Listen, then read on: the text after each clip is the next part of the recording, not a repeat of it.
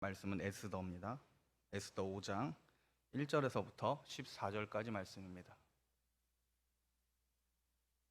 에스더 5장 1절에서부터 14절까지 제가 읽고 성도님들이 읽고 14절은 함께 합독하도록 하겠습니다.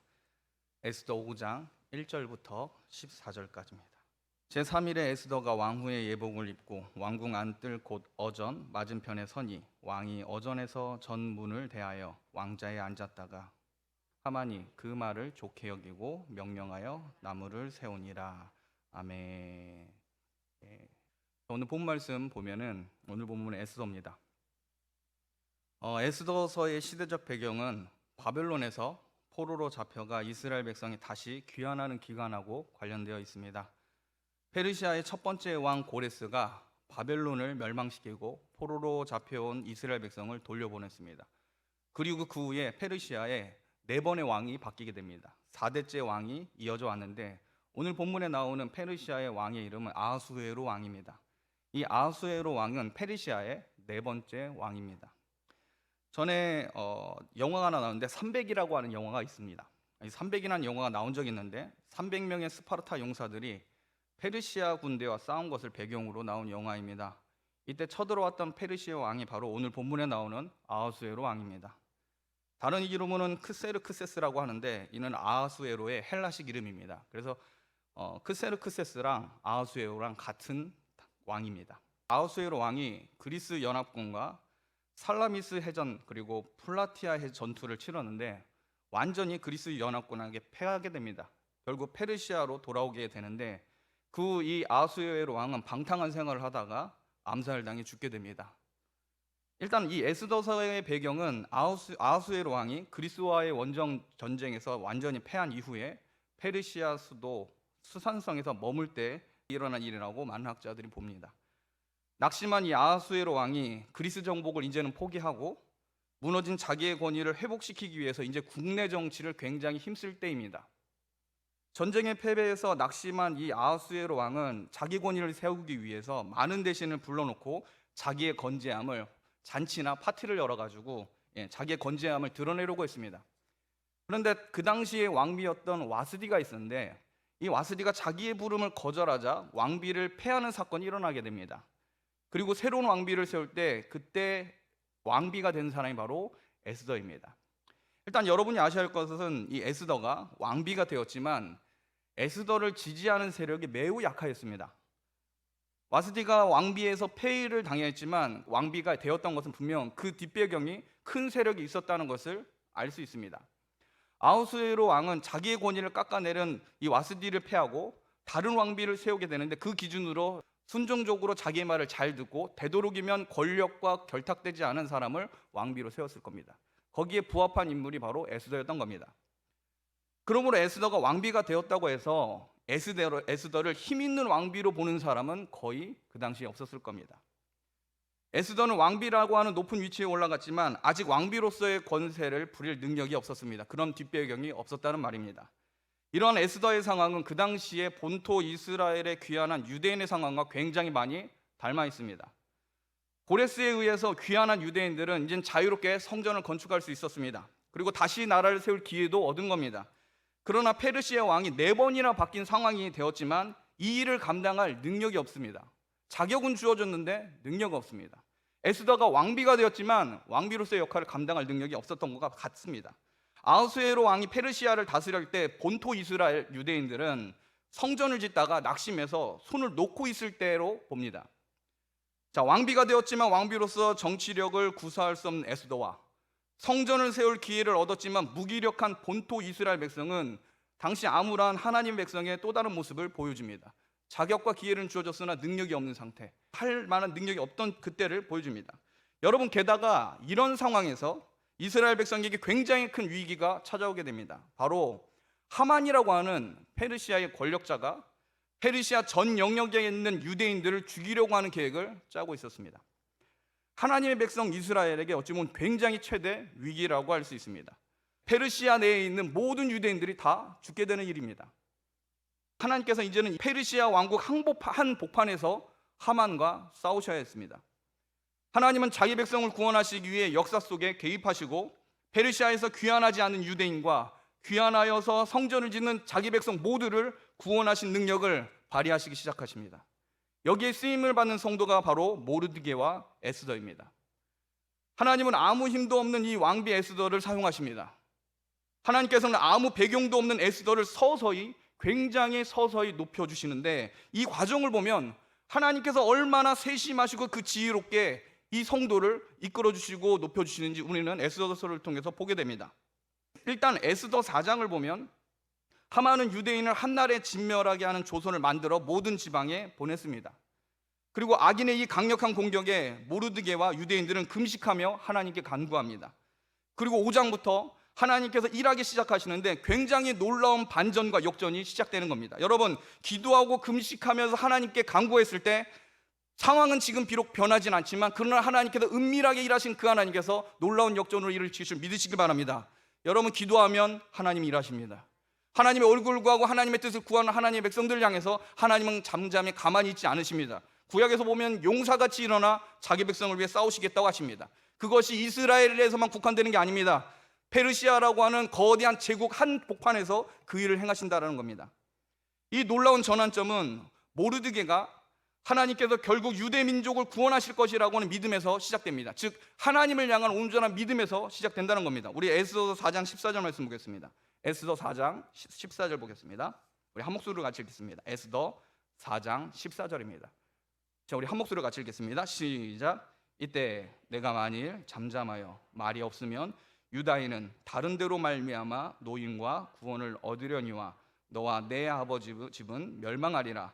내가 왕후의 자리를 얻은 것이 이때를 위함이 아닌지 누가 알겠느냐 하니. 4장 14절의 모르드게의 고백입니다. 모르드게는 이렇게 고백합니다. 이때 내가 만일 잠잠하여 말이 없으면, 여기선 에스더를 가리키는 거죠. 유다인은 다른 데로 말미암아 노임과 구원을 얻으려니와 라고 얘기하고 있습니다. 모르드게는 하나님께서 결코 자기 백성 유대 민족을 버리지 않을 것이라는 확신이 있었다는 겁니다. 모르드게는 사람이나 세상 정세를 의지한 게 아니라 하나님을 주목하였고 하나님의 약속을 신뢰했던 겁니다. 에스더가 왕비 위에 올랐지만 그러나 하나님께서 너가 움직이지 않으면 하나님께서 어떤 수단과 방법을 통해서도 자기 백성을 구원해 주실 거다라고 믿음이 있었다는 겁니다. 여러분, 기도하는 사람에게 믿음이 있어야 될 줄 믿습니다. 기도하고 간구하고 하나님 앞에 나가는데 믿음이 없이 행동하면 여러분, 그 기도는 아무것도 아닌 게 됩니다. 하나님을 믿는 믿음으로 하나님 앞에 기도했을 때 이런 고백이 나올 수 있게 되는 겁니다. 여러분의 신앙 고백이 참되고 온전하기 위해서 기도하시길 바랍니다. 여러분이 한 참되고 온전한 기도를 하실 때 여러분의 신앙 고백이 순수해집니다. 모르드게는 사람과 세상 정세를 의지하지 않습니다. 눈앞에 있는 에스더를 의지하지도 않는다는 겁니다. 하나님만 주목합니다. 그리고 하나님의 약속만 믿습니다. 이러한 모르드게의 고백에 에스더는 죽으면 죽으리라 순종하면서 왕 앞에 설 것을 결심하게 됩니다. 여러분, 악인의 승리가 당연하게 여겨질 그때 하나님께서는 믿음의 고백과 필사적인 간구와 그리고 목숨을 내놓는 순종을 통해서 일하기 시작하십니다. 하나님께 순종하겠다고 결심할 때 그때 하나님은 역사하기 시작합니다. 5장 1절과 2절 우리 같이 읽겠습니다. 에스더서 5장 1절 2절 오늘 본문입니다. 우리 같이 한 목소리 읽겠습니다. 시작. 제3일에 에스더가 왕후의 예복을 입고 왕궁 안뜰 곧 어전 맞은편에 서니 왕이 어전에서 전 문을 대하여 왕자에 앉았다가 왕후 에스더가 뜰에 선 것을 본즉 매우 사랑스러움으로 손에 잡았던 금규를 그에게 내미니 에스더가 가까이 가서 금규 끝을 만진지라. 여러분, 에스더는 왕 앞에 나오기 전에 3일 동안 금식하며 기도했습니다. 죽으면 죽으리라라고 하면서 이 위험천만한 일들, 자기 목숨을 내놓는 일에 먼저 기도하고 일을 감당합니다. 그리고 왕후의 예복을 입고 왕의 뜰로 나왔습니다. 분명 왕의 뜰로 향하는 에스더를 말리는 시녀들이 분명히 있었을 겁니다. 에스더를 모셨던 시녀들과 왕의 뜰을 관리하던 신하들은 분명 굉장히 당황했을 겁니다. 허수아비 여왕 에스더가 왜, 무엇 때문에 왕이 부르지도 않았는데 나왔을까 하며 의아했을 겁니다. 여러분, 에스더는 지금 목숨을 걸고 왕 앞에 나아간 겁니다. 에스더를 발견한 왕도 굉장히 놀라워합니다. 잘못하면 죽을 수도 있는데 에스더가 왕후의 옷을 입고 왕의 뜰 앞에 있었던 겁니다. 그런데 왕은 이러한 에스더의 모습이 사랑스럽게 보였습니다. 여러분, 본문에 하나님의 이름이 나타나진 않지만 하나님께서 지금 역사하고 계심을 믿으시기 바랍니다. 하나님께서 기도하며 주 앞에 나아가 하나님의 일을 행하기 위해서 목숨을 건 하나님의 자녀를 하나님은 사용하십니다. 하나님은 사람의 마음을 바꾸실 수 있는 분입니다. 하나님께서는 그 사람의 긍휼을 받아야 되고 불쌍히 여김을 받아야 되라면 하나님께서는 그 사람의 마음을 움직여서 그런 마음을 주시기도 하십니다. 하나님께서는 아하수에로 왕으로 에스더 왕비를 향해서 긍휼을 베풀어야겠다는 마음을 주신 분입니다. 하나님께서 왕의 마음 가운데 에스더를 향하여 은혜를 베풀 뿐만 아니라 목숨을 걸고 왕으로서 찾아온 이 행동이 반항이 아니라 사랑으로 비춰지게 만드셨습니다. 에스더를 사랑하도록 역사하신 하나님은 왕으로 하여금 군규를 내밀게 하셨고 에스더로 살게 하셨습니다. 전에 아하수에로 왕은 와스디에게 왕후의 옷을 입고 왕의 잔치에 나오라고 명령한 적이 있었습니다. 그러나 이 와스디는 불순종했고 왕의 권위를 인정하지 않고 아는 죄로 왕후에서 쫓겨나게 됩니다. 그런데 완전히 반대된 상황이 온 겁니다. 에스더는 왕후의 예복을 갖추고 목숨을 걸고 왕을 보기 위해 나왔습니다. 전혀 반대의 상황입니다. 이전에는 불러도 오지 않았던 와스디와 달리 부르지 않았는데 왕후의 옷을 입고 찾아와 준 이 에스더에게 아하수에로 왕은 진정한 사랑을 느꼈던 겁니다. 아하수에로 왕은 에스더가 자기를 너무 사랑해서 자기를 찾으러 나왔다고 생각한 겁니다. 왕이 볼 때 이전의 왕후 와스디는 왕의 체면을 업신여기는 불순한 태도로 보였지만 에스더의 이 행동은 왕을 보고 싶어서 목숨을 걸고 찾아온 용기 있는 사랑으로 느꼈던 겁니다. 여러분, 이게 바로 하나님의 지혜입니다. 지금 에스더는 자기 민족을 구원하기 위해서 온 거지만 그 행위 자체를 하나님께서는 그 왕으로 하여금 다른 것으로 해석을 하면서 이 에스더를 사랑하게 되게 만드신 겁니다. 여러분, 하나님의 지혜의 탁월하심을 여러분 믿으시길 바랍니다. 같은 상황인데 다른 해석이 나올 수 있다는 겁니다. 하나님께 순종하는 자, 하나님을 위하여 믿음의 모험을 감행하는 성도는 본의 아니게 의도하지 않는 가운데서도 불구하고 사람들로부터 사랑과 긍휼을 받을 때가 있음을 믿으시길 바랍니다. 에스더는 유대 민족을 구원하기 위해 목숨을 걸고 왕에 선 것이었는데 왕은 에스더가 자기를 보고 싶어서 목숨을 걸고 찾아온 사랑스러운 아내로 보인 겁니다. 왕이 얼마나 크게 감격을 했는지 에스더에게 이렇게 말을 합니다. 우리 에스더 5장 3절 말씀 우리 한 목소리로 읽겠습니다. 5장 3절입니다. 같이 읽겠습니다. 시작. 왕이 이르되 왕후 에스더여, 그대의 소원이 무엇이며 요구가 무엇이냐? 나라의 절반이라도 그대에게 주겠노라 하니. 지금 아하수에로 왕이 굉장히 기쁜 겁니다. 이런 사랑을 받아본 적이 없었을 겁니다. 목숨을 건 에스더의 사랑 앞에 왕은 무엇이든 요구하는 대로 들어주겠다고 합니다. 심지어 나라의 절반이라도 주겠다고 합니다. 이전 왕후 와스디에게는 볼 수 없었던 놀라운 은혜를 지금 에스더가 받습니다. 여러분, 하나님의 뜻 가운데 나가면 하나님께서 은혜를 베푸십니다. 주님을 위하여 순종을 하려 할 때 그 일이 위험하고 불확실해 보일 수 있습니다. 에스더가 만약 자기 생명을 위해서 왕 앞에 나오기를 주저하였다면 에스더는 한없이 왕의 부름을 기다리다가 다른 후궁들에게 밀려서 쓸쓸히 사라지는 정말 불쌍한 왕후가 되었을 겁니다. 에스더가 아무리 아름다웠어도 여러분, 육신의 아름다움은 시들어질 수밖에 없습니다. 게다가 왕의 주변에는 늘 젊고 어리고 아름다운 후궁들이 계속 세워지고 있습니다. 몇 달 동안 수개월 동안 이 에스더를 부르지 않았습니다. 왕이 만약 이 상태가 계속 지나갔으면 그냥 에스더는 가스에 묻혀버린 그런 여인으로 끝날 겁니다. 왕의 사랑을 잊기 위해서 다른 후궁들과 차별된 사랑을 드러내게 해야 되는데 그 사랑은 육신적인 사랑이 아닙니다. 바로 진실되고 진정성 있는 사랑이었을 겁니다. 근데 그게 본의 아니게 하나님의 일을 하다가 그렇게 해석되어져 버린 겁니다. 여러분, 본의 아니게 하나님의 일을 나는 하려고 했는데 그 일이 누군가에게 긍휼 입은 사건, 혹은 하나님께서 하나님께 일을 했는데 사람으로 하여금 정말 칭찬받는 사건이 하나님의 백성들 가운데 일어날 수 있음을 믿으시기 바랍니다. 여러분의 행한 그 열심을 하나님의 뜻이 두십시오. 그러면 세상 사람들이 여러분의 삶을 기뻐할지도 모릅니다. 하나님께서 그렇게 만들어 가실지도 모릅니다. 왕의 사랑을 잊기 위해서 다른 후궁들과 차별된 사랑을 이 에스더는 드러내고 있다는 겁니다. 아하수에로 왕에게 비친 이 에스더의 모습은 육체적인 아름다움으로만 치장했던 후궁들과 다른 것이었습니다. 다른 여인에게 받을 수 없는 그 사랑을 왕후 에스더에게 받았다고 생각한 이 왕은 에스더를 사랑하게 됩니다. 여러분, 에스더서 5장 8절을 보겠습니다. 에스더 5장 8절 말씀 우리 한 목소리로 같이 읽겠습니다. 시작. 내가 만일 왕의 목전에서 은혜를 입었고 왕이 내 소총을 허락하시며 내 요구를 시행하기를 좋게 여기시면 내가 왕과 하만을 위하여 베푸는 잔치에 또 오소서. 내일은 왕의 말씀대로 하리이다 하니라. 여러분, 하나님께서 에스더에게 비상한 지혜와 총명을 주십니다. 여기서 하나님의 이름이 나오진 않는데 여기서 우리는 하나님의 사역과 하나님의 그 끊임없는 지혜로우심을 우리는 봐야 됩니다. 사람을 이렇게 바꿔주십니다. 여러분, 에스더는 지금 당장 이 아하수에로 왕에게 유대 민족을 구해주고 이 악한 하만을 죽여달라고 말하지 않습니다. 에스더는 내일 잔치를 열 것인데 왕과 하만이 나오기를 초청합니다. 두 번 그런 일을 행하는데, 그리고 그때 왕의 말씀대로 자기가 원하는 것이 무엇인지 말하겠다고 합니다. 여러분, 에스더는 성급하지 않습니다. 왜 이렇게 할까요? 우리 같았으면 어떻게 했을까요? 바로 얘기를 해가지고 문제를 해결해 달라고 그랬겠죠? 이 좋은 타이밍 아닙니까? 근데 하나님께서는 지혜를 주십니다. 에스더는 성급하지 않았습니다. 자, 이런 면에서 에스더는 지혜로운 여자입니다. 에스더는 왕의 환상을 깨지 않습니다.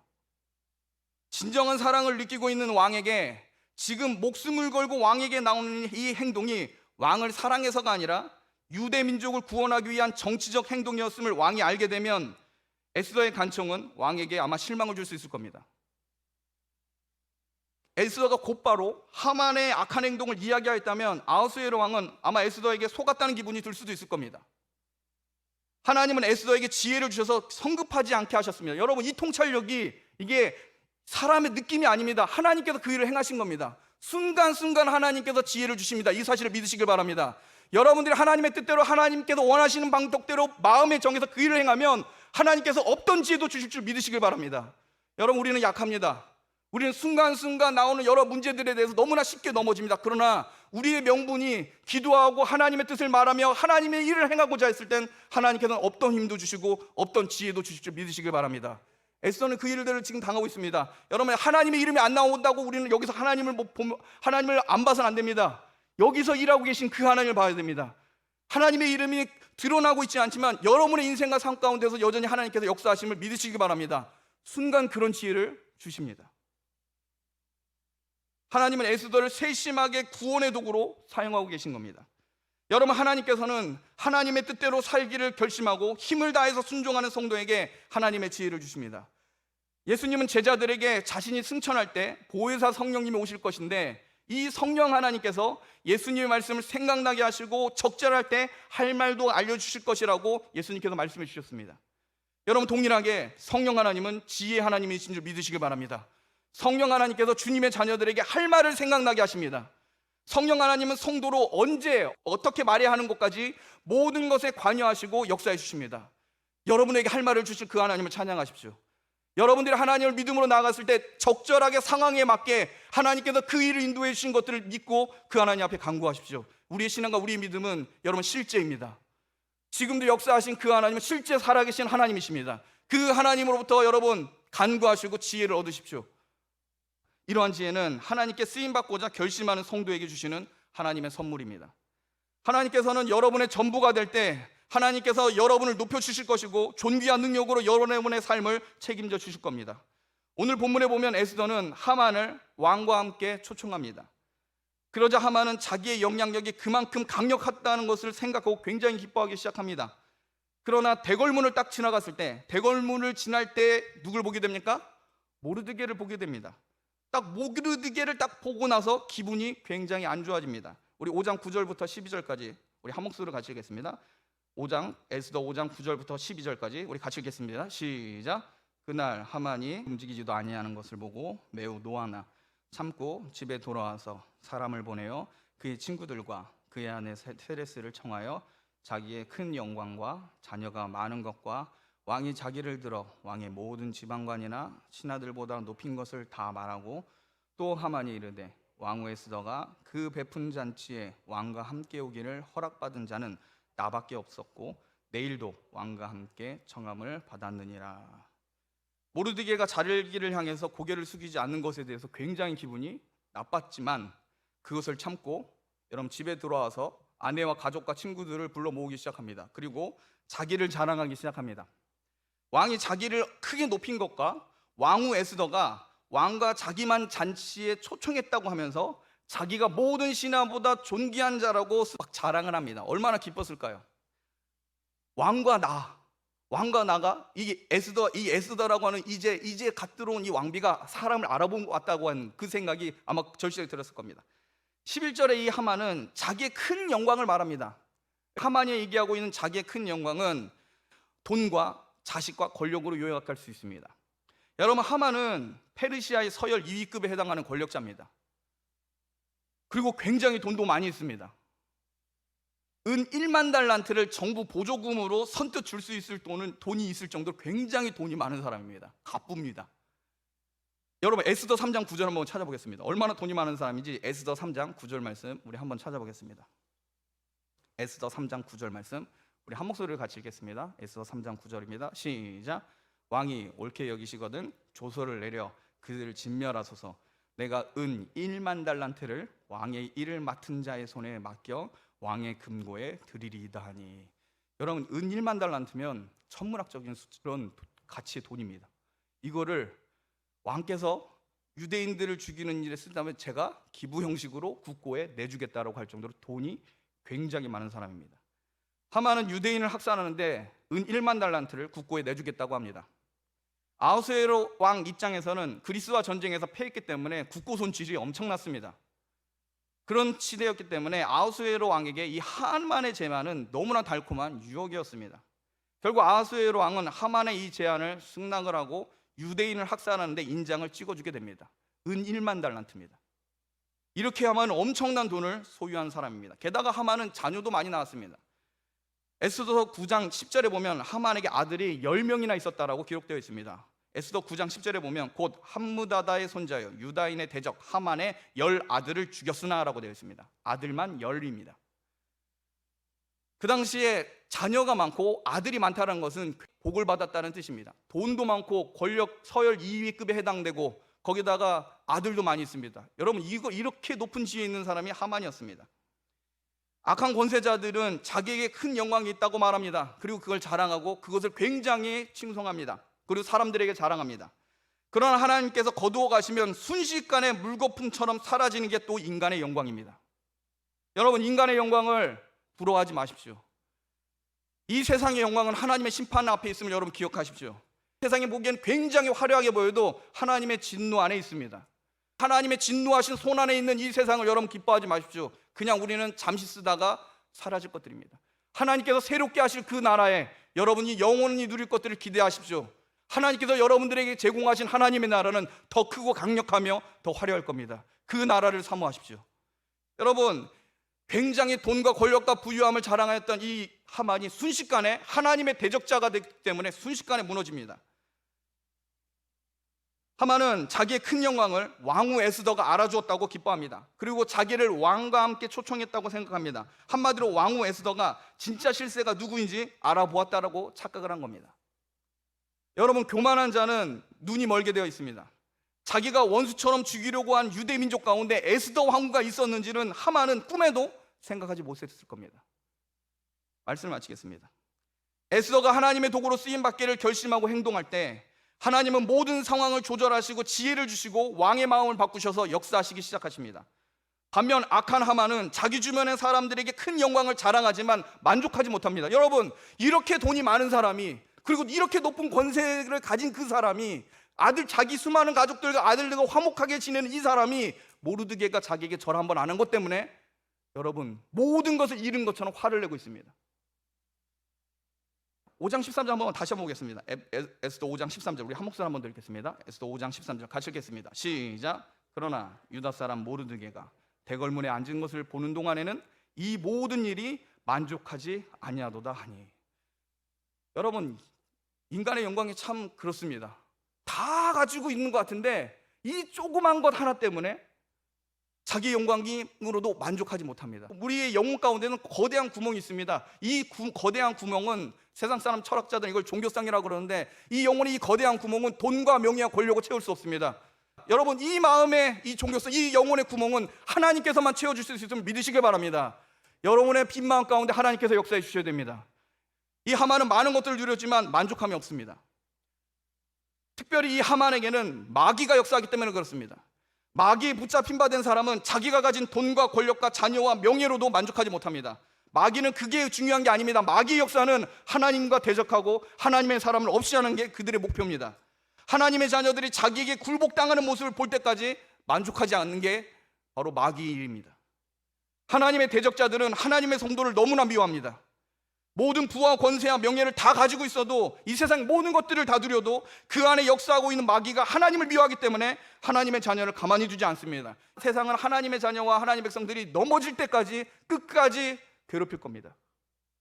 한 하만만큼 그의 가족들과 친구들이 얼마나 잔인한지 하만의 아내 세레스와 그의 친구들이 이렇게 제안합니다. 우리 5장 14절 말씀 가시겠습니다. 에스더 5장 14절 같이 읽겠습니다. 시작. 그의 아내 세레스와 모든 친구들이 이르되 높이가 50규빗 되는 나무를 세우고 내일 왕에게 모르드게를 그 나무에 매달기를 구하고 왕과 함께 즐거이 잔치에 가소서 하니. 여러분, 사단의 종노릇 하는 이 하만과 그의 아내 세레스가 성도 모르드게를 어떻게 해요? 나무에 매달아 죽이려 합니다. 그 많은 영광과 권세와 이 모든 것들을 자랑하는 그 한복판에 모르드게 한 사람 때문에 힘들어하고 있는 그 남편의 모습을 보고 죽이자고 합니다. 특별히 유대인이라는 걸 아니까 나무를 얘기합니다. 여러분, 율법에서 나무에 매달린 자는 어떻게 돼요? 율법에서는 하나님께 저주를 받는 거라고 되어 있습니다. 그걸 아는 겁니다. 얼마나 간악합니까? 그러나 하나님께서는 하만이 준비한 그 나무에 자기가 매달아 죽임을 당하는 역전이 일어나게 됩니다. 여러분, 하나님은 역전의 하나님이신 줄 믿으시길 바랍니다. 하나님의 뜻을 정하고 하나님의 생각을 구하는 자들에게 지혜를 주시고 여러 가지 환경과 상황들을 열어주셔서 결국 하나님은 역전하십니다. 이렇게 역전될지 아무도 몰랐을 겁니다. 하만도 몰랐을 겁니다. 근데 하나님은 이를 행하십니다. 그러므로 우리 성도들은 하나님의 도구와 행동하는 믿음, 순종의 지혜를 하나님으로부터 받아서 하나님과 사람 앞에 칭찬받고 믿음으로 승리하는 성도님이 되시길 주님의 이름으로 축복합니다. 기도하겠습니다.